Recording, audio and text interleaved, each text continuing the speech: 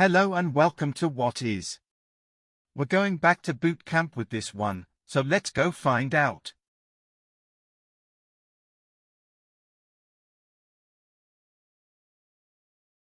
Battlefield 1 is a first-person shooter game developed by DICE and published by Electronic Arts. It is the 10th installment in the Battlefield series and the first main entry in the series since Battlefield 4 in 2013. It was released for Microsoft Windows, PlayStation 4 and Xbox One in October 2016. Battlefield 1 received positive reviews from critics, who saw it as an improvement over the series' previous installments, Battlefield 4 and Battlefield Hardline. Most of the praise was directed towards its World War I setting, single-player campaigns, multiplayer modes, visuals, and sound design. The game was a commercial success, selling over 15 million copies, and was followed by Battlefield 5 in 2018.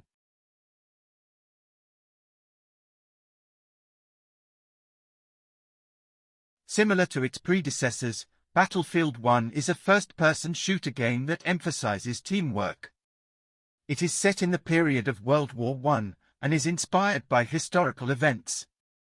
Players can make use of World War I weapons, including bolt-action rifles, submachine guns, automatic and semi-automatic rifles, artillery, flamethrowers, and poison gas to combat opponents.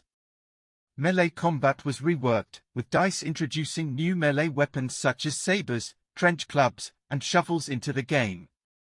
These melee weapons were divided into 3 groups: heavy, medium and light. Players can also take control of various armored vehicles, including light and heavy tanks, armored trucks, cars, torpedo boats, and triplane aircraft, an armored train, reconnaissance vehicles, a dreadnought and an M-class Zeppelin, as well as ride horses into battle. Destructible environments and weapon customization, features present in the previous games, returned in Battlefield 1 and are more dynamic. The game's world designer, Daniel Berlin, said the campaign mode has larger and more open environments than those in previous installments in the franchise, with more options and choices in terms of paths to completing levels and how to approach combat. Players can control several characters in the campaign. If the player dies in the prologue, they will then take control of another soldier and roll instead of reloading from a checkpoint. These roles can range from tank gunner to rifleman. Unlike its predecessors, the game features a collection of war stories, similar to an anthology. The game's multiplayer mode supports up to 64 players. The new squad system allows a group of players to enter and leave game servers together. According to Berlin, playing without joining a squad would make gameplay significantly more difficult. Multiplayer maps are based on locations around the world, including Arabia, the Western Front, and the Alps. You can also play on the Eastern Front with DLC. The game launched with 9 maps and 6 modes, which include Conquest, Domination, Operations, Rush, Team Deathmatch, and War Pigeons, a mode in which players must secure war pigeons and use them to call for an artillery strike. Multiplayer modes. Battlefield 1's multiplayer mode features numerous game types seen in previous entries in the franchise, as well as new modes. Conquest, one of the standard game modes in the Battlefield series. Teams capture objectives across the map, earning points based on the number of objectives they hold.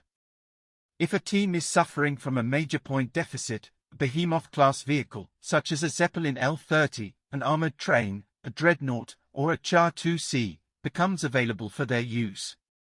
Domination, a version of Conquest with a smaller map and fewer control points.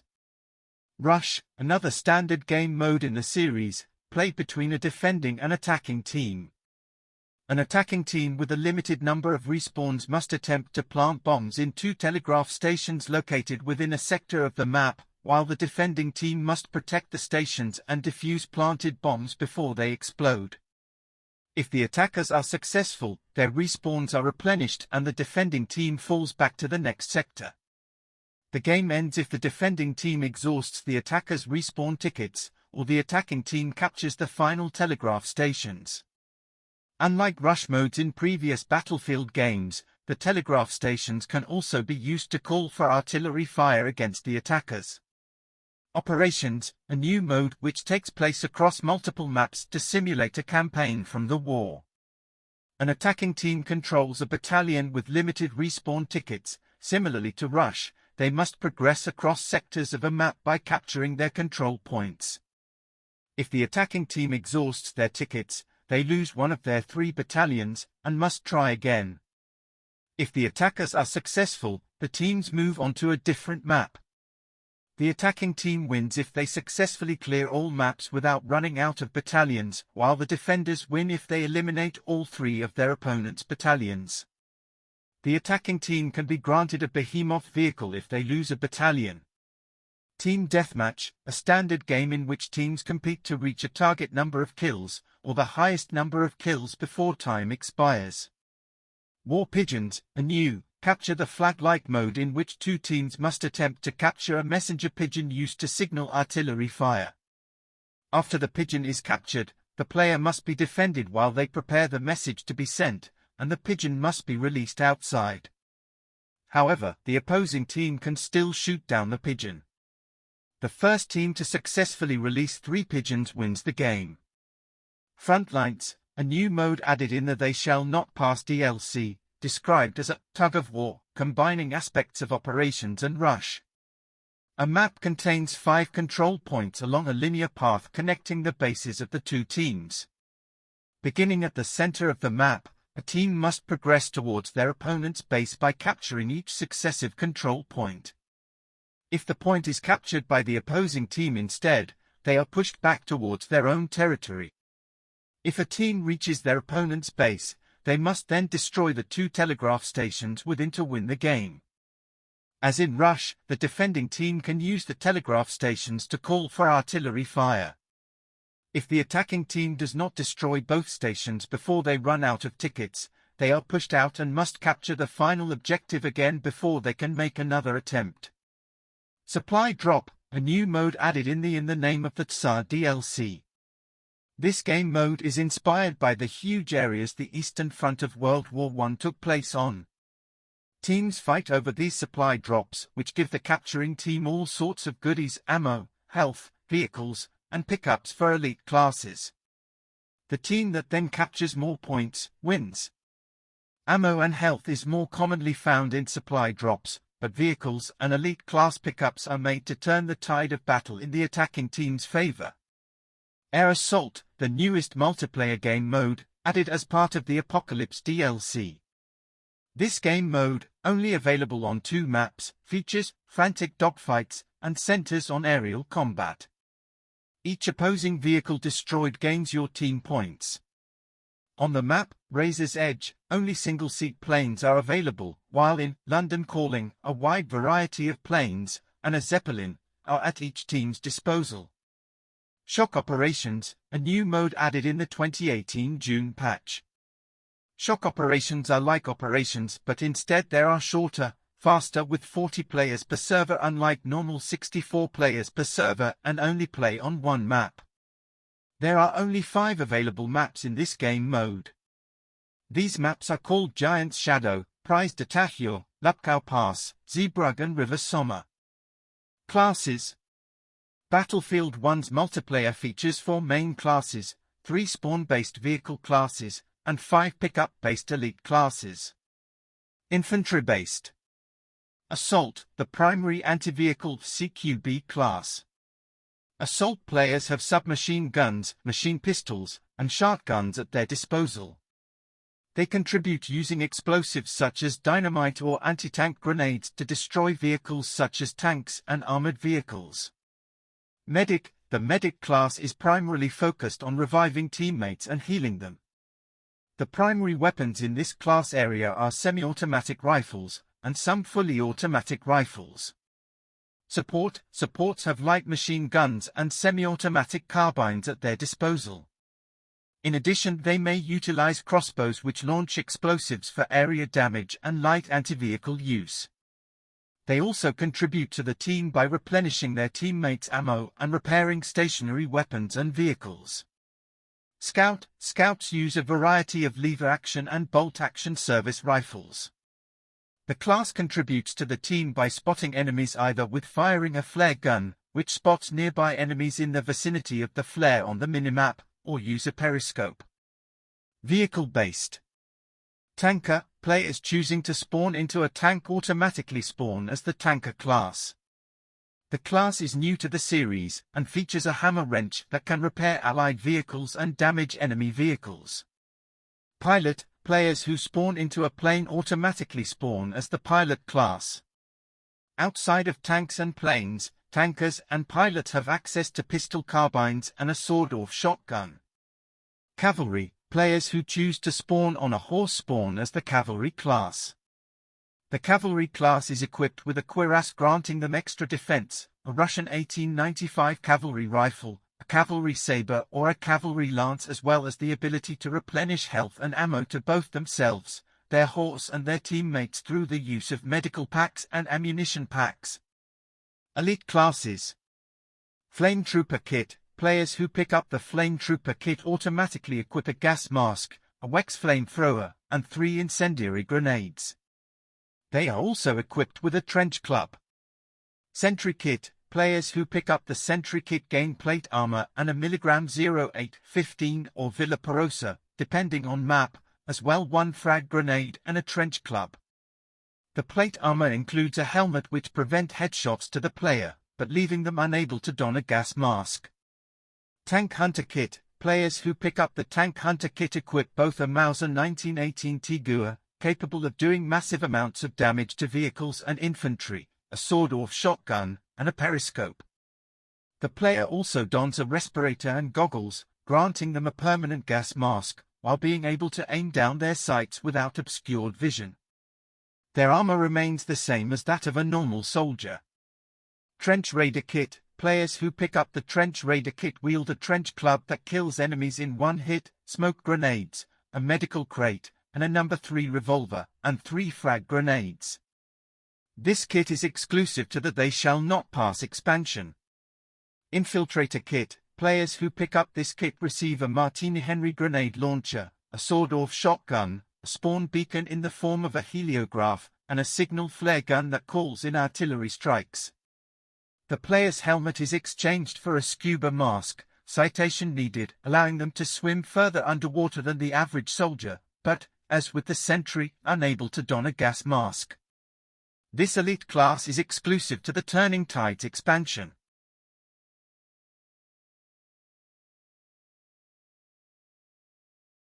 Characters. During the single-player campaigns, the player controls 6 different characters from a first-person perspective over 6 different chapters, known as war stories.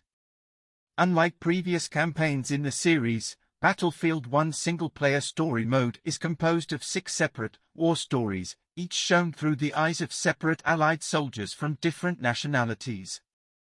Storm of Steel, the prologue of the game, set in France through the eyes of several Harlem Hellfighters.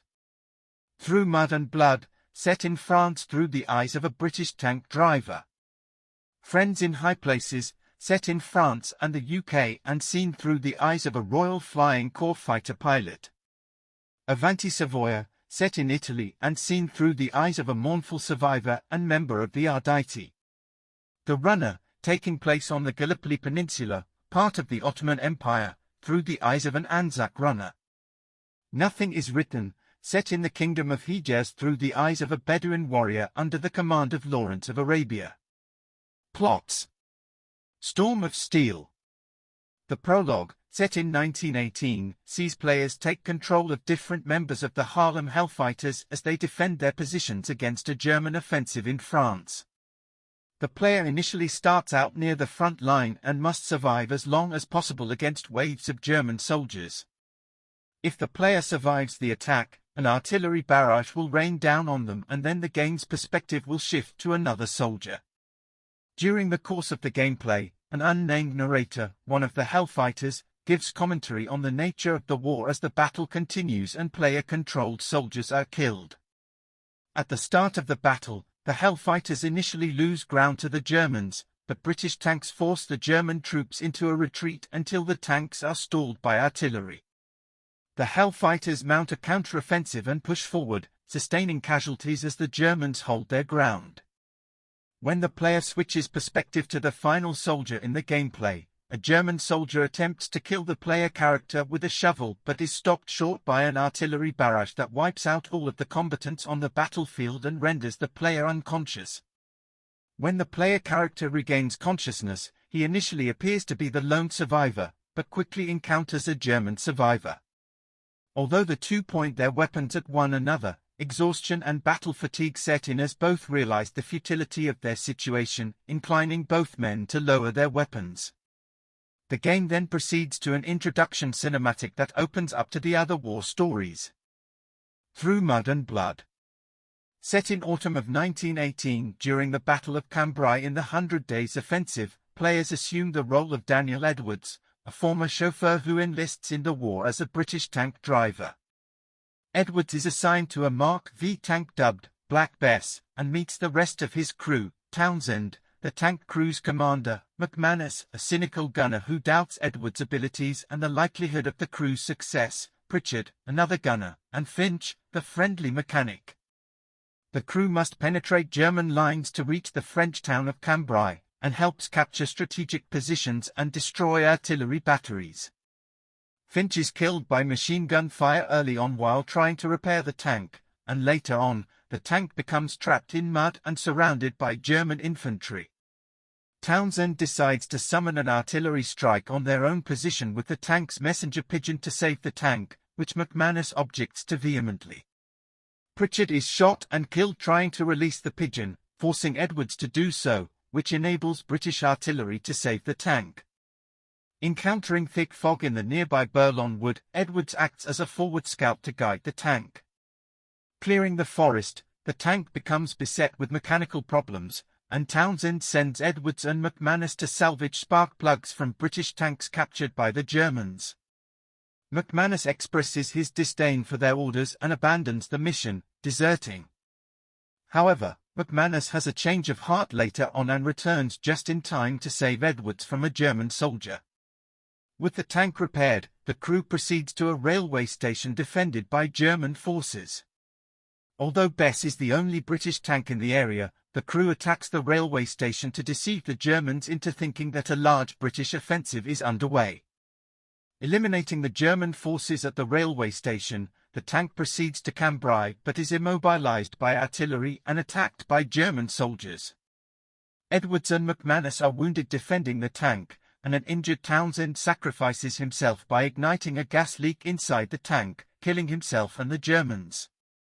With Bess destroyed and Edwards and McManus the only survivors, the two proceed alone on foot to Cambrai. Closing subtitles indicate that with the participation of more than 300 tanks at the Battle of Cambrai, the war ended a month later. Friends in High Places.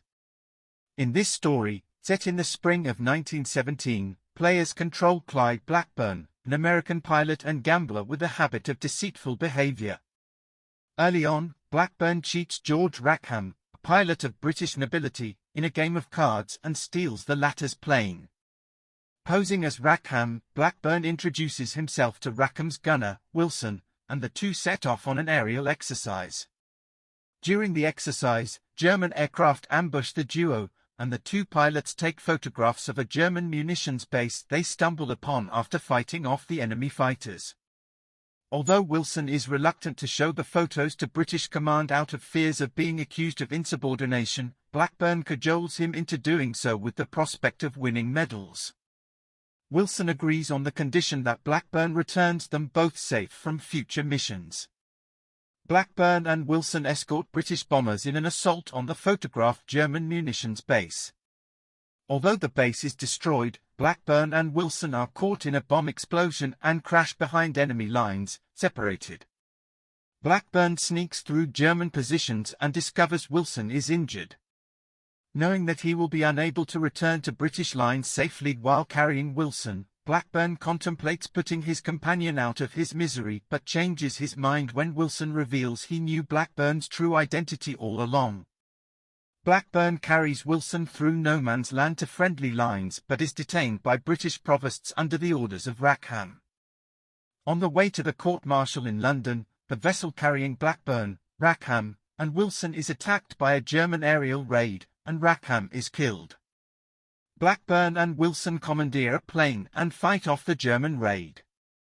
Blackburn and Wilson first destroy a wave of German bombers and fighters before crashing into a German Zeppelin and using its anti-aircraft gun to destroy another Zeppelin. The two pilots jump into the River Thames after the Zeppelin plummets to the ground. The story ends with Blackburn climbing out of the river unharmed, reflecting on his experiences. He notes that mixed accounts of his exploits may arise due to the confusing nature of the war, but suggests that his version of events is the truth. The story ends on an ambiguous note by leaving the question open as to whether the events of the story truly occurred as they did. Avanti Savoia.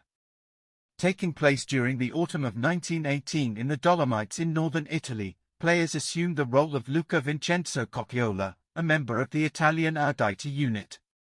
The story is conveyed by an aged Luca years after the war as he recounts his memories to his American daughter on his birthday. He and his twin brother, Matteo, take part in a major offensive to seize an Austro-Hungarian fortress, days after their 21st birthday. While Matteo takes part in the main thrust of the offensive, Luca's unit plays an auxiliary role, eliminating barriers to the main advance forces.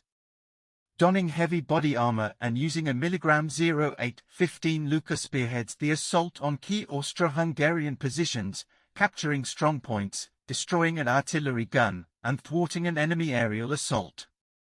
In desperation to stop the assault on the fort, the Austro-Hungarian bombers trigger a landslide to obstruct the Italian offensive. Desperate to save his brother, Luca sets off alone into the battlefield to find his brother's unit armed with Villa Perosa and Beretta M1915. Along the way, he assists trapped Italian units and pushes toward the direction of the enemy fort. After clearing the fortress, Luca finds the remains of his brother's unit and stumbles upon his deceased brother, much to his grief and dismay. A mourning Luca in the present day bids his brother farewell and happy birthday, while a concluding subtitle states that the war affected both nation-states and empires, as well as families, with survivors and the deceased of the war named the Lost Generation. The runner. Set during the Gallipoli campaign of 1915, the player takes on the role of Australian messenger and Second Boer War veteran, Frederick Bishop.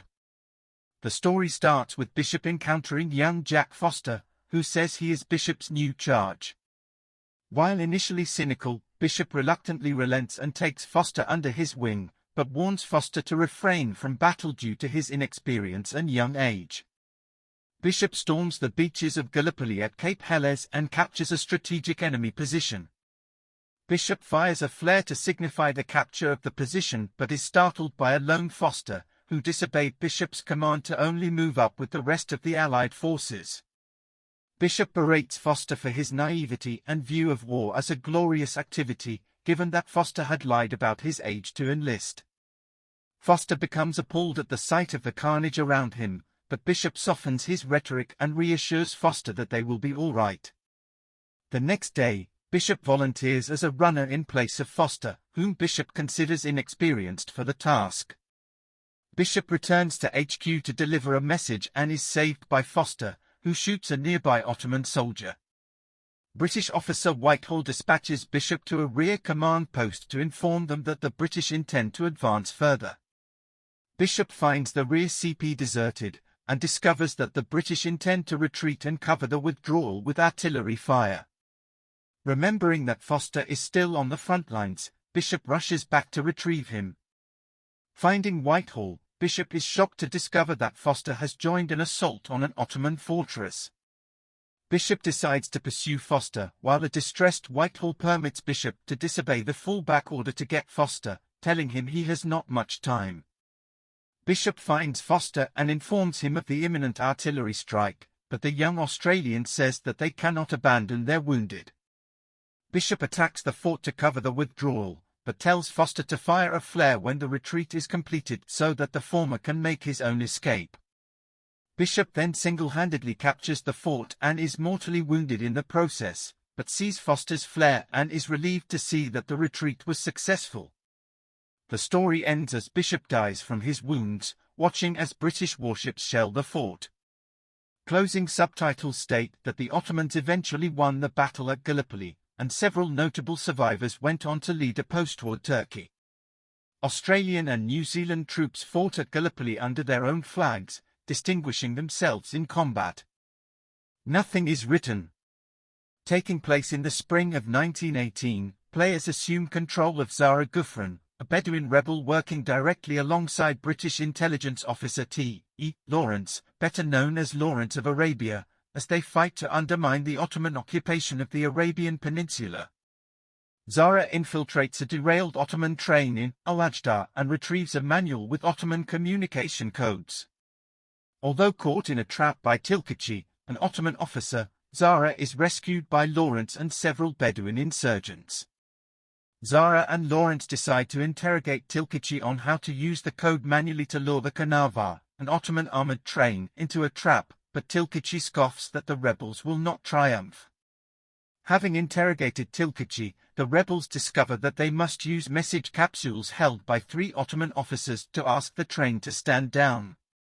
Zara proceeds alone, successfully infiltrating Ottoman camps to release 2 message capsules by a pigeon while eliminating the Ottoman commanders. However, as she prepares to release the 3rd capsule, she is knocked unconscious by Tilkachi, who managed to escape from Lawrence. Tilkachi drags Zara out into the desert and taunts her, having already ordered the Kanavar to strike Lawrence's camp. However, Zara kills Tilkachi before he can execute her. Returning to Lawrence, who survived the attack by relocating following Tilkachi's escape, Zara and Lawrence decide to attack the armored train while it stops for supplies. Zara infiltrates the village where the Kanavar stops and destroys segments of the train to impede the train's movement. Zara and the rebels destroy the train in an intense battle, ending the threat to their forces. Having achieved her revenge against the Kanavar, Zara joins Lawrence to strike at targets in the Suez Canal. The closing subtitles indicate that although the Ottomans lost the war, the Allies refused to grant the Arabs full autonomy and that conflicts in the region continue into the 21st century.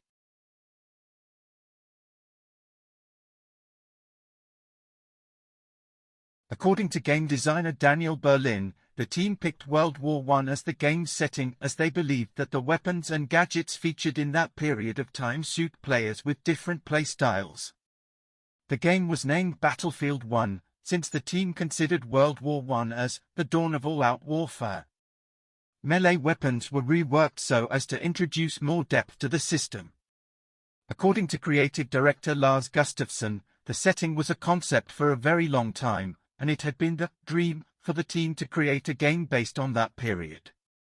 According to Berlin, gameplay was the most important aspect when they were developing the game, and he promised that it would not be slowed down due to the game's historical setting.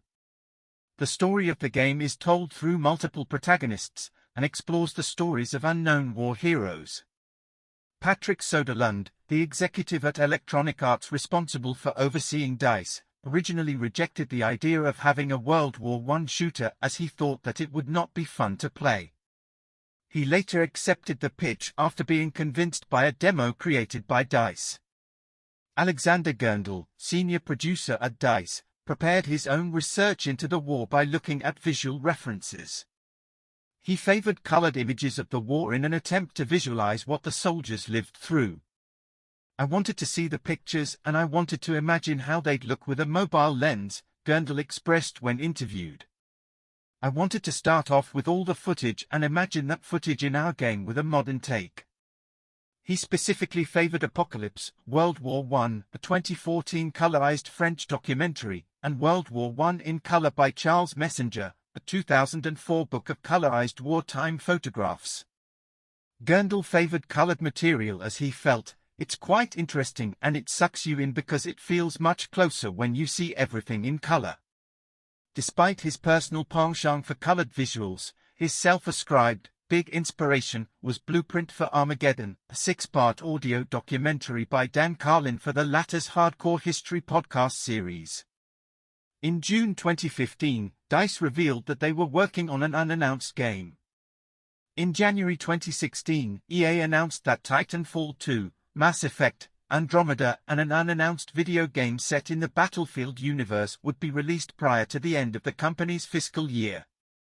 Both the title, the game's release date, and the plot of the game were leaked prior to the official announcement on May 6, 2016.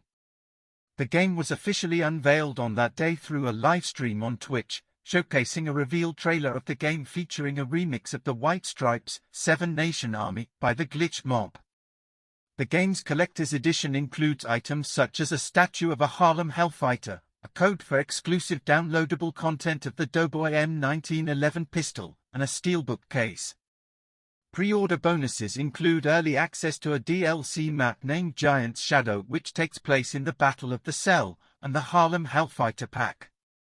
The Heroes Bundle includes the pre-order bonuses, as well as 3 days early access to the game, the Red Baron pack, the Lawrence of Arabia pack, and 5 battle packs. Battlefield 1 was released worldwide on October 21, 2016 for Microsoft Windows, PlayStation 4, and Xbox One.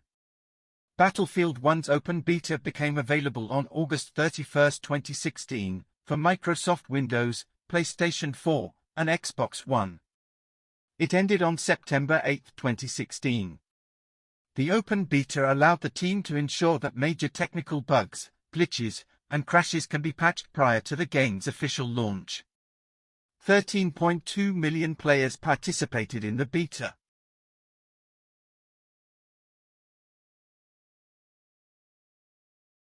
DICE released 4 downloadable content expansions for Battlefield 1, They Shall Not Pass, In the Name of the Tsar, Turning Tides, and Apocalypse. They Shall Not Pass. In December 2016, DICE announced the first major expansion for Battlefield 1, They Shall Not Pass, which was released on March 14, 2017 with a 2-week exclusivity period for premium holders. It focuses on the new playable faction, the French Army. The expansion features 4 new maps set in the Battle of Verdun and the Second Battle of the Marne, Fort de Vaux, Soissons, Rupture, and Verdun Heights. They Shall Not Pass adds new weapons and vehicles, as well as new melee-oriented, Trench Raider, Elite class. 2 additional maps named Nivelle Knights and Prize de Tahir, both set during and after the Nivelle Offensive, are included as part of the expansion and were released in summer 2017. As of May 5, 2018, They Shall Not Pass is free for all players via the Xbox, PC, and PlayStation websites, and remained free until May 15 as part of the road to Battlefield 5. In the Name of the Tsar. In April 2017, DICE released the first images of the In the Name of the Tsar DLC.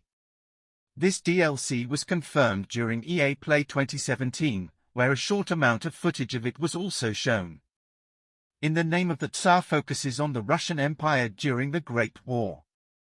The Scout class for the Russian Empire faction features a female soldier representing the Women's Battalion. For maps in the expansion are set on the Eastern Front, Lupkow Pass, Galicia, Brusilov Keep, and Albion, while 2 other maps are set in the Russian Civil War between the White Guard and Red Army, Tsaritsyn and Volga River. It also adds 11 new infantry weapons to the game and various new vehicles. In the Name of the Tsar also features a new horseback weapon called the Cavalry Lance. The expansion was released on September 5, 2017 for Premium Pass, with a worldwide release 2 weeks later. The cover art for this downloadable content expansion features Vendela Lindblom, the Playmate of the Month for the January 2019 issue of Playboy, as a female soldier. Turning Tides. The Turning Tides DLC is focused on aspects of the naval and amphibious combat during World War I. DICE released the first half of the expansion to Premium Pass holders on December 11, 2017, containing 2 maps set during the Gallipoli campaign, Ochibaba and Cape Helles. This expansion adds 6 new infantry weapons to the game, as well as a new Infiltrator Elite class, which is equipped with a heliograph spawn beacon gadget, signal flare gun, and the Martini Henry grenade launcher. Turning Tides also brings back the Conquest Assault game mode from previous Battlefield installments. The L-class destroyer was introduced as a new naval vehicle in the DLC. For the second half of the expansion, released on January 30, 2018, Turning Tides, North Sea brought more locations involving naval warfare from the Great War. 2 new maps were added, Heligoland Bight and Zeebrugge, along with the British Royal Marines as a new faction to battle the German army. The North Sea release also introduced the C-class airship as a new air vehicle. Apocalypse. The 4th and final DLC for Battlefield 1, the Apocalypse DLC, is centered around some of the most brutal battles of the Great War. The DLC was released on February 20, 2018, containing 5 maps, 6 guns, and a new game mode, among other additions.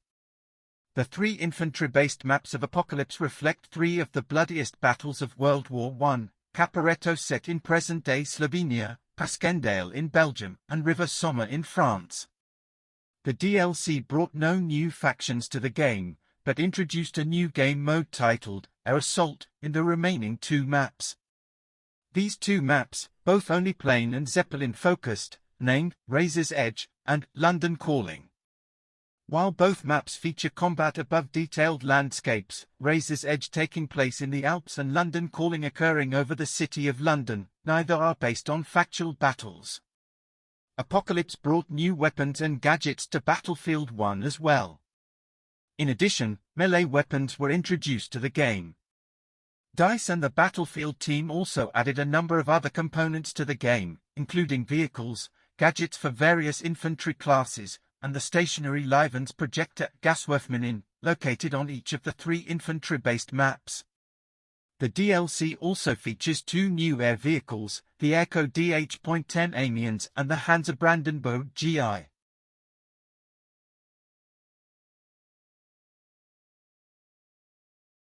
Pre-release.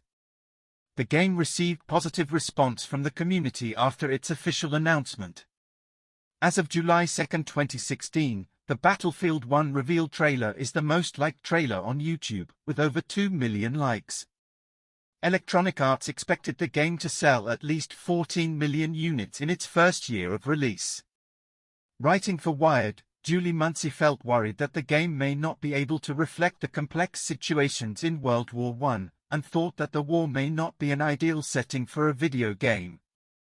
In contrast, ZAM's Robert Rath reflected on the same themes, and noted that World War I was largely forgotten in popular culture due to its inability to inspire passion or interest. Rath suggested Battlefield 1 could rejuvenate popular interest in the war. At The Guardian, Alex Hearn criticized what he perceived as the hypocrisy of those objecting to a video game portrayal of World War I, writing, asking whether the First World War is an appropriate topic for a first-person shooter may reveal a more pressing question: why do we think any war is? Post-release. Battlefield 1 received generally favorable reviews from critics, according to review aggregator Metacritic. Reviewers praised the game's unique, refreshing setting, as well as the risk DICE took when developing a WW1-themed game. The multiplayer component was praised for its solid mechanics, the new game mode operations, the soundtrack, and the maps, amongst other things. Although praise was given to the single-player campaign for its story and level design, it was nonetheless criticized for being too short. PC World also criticized that all 6 campaigns take place from the viewpoint of the Allied powers and the viewpoint from the Central Powers is absent. Sales. Battlefield 1 was the best-selling retail game in the UK in its week of release. Its launch week sales surpassed the combined sales of both Battlefield 4 and Battlefield Hardline. The PlayStation 4 version topped sales charts in Japan, selling 113,083 copies in its first week. As of January 18, 2017, the PlayStation 4 version has sold 249,053 copies in Japan. Battlefield 1 was the top-selling game in the US in the month of its release.